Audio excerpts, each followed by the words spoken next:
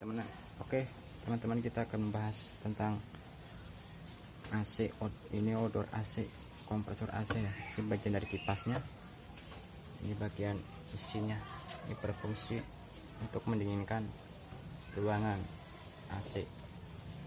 Nah, ini odornya, dan saya akan beri contoh kalau kalian punya AC di rumah merek LG khususnya ya, dan mesinnya nggak hidup atau nggak dingin, kalian bisa lakukan dengan mengganti cara kapasitornya. Oke, caranya begini: sebelum dipasang kalian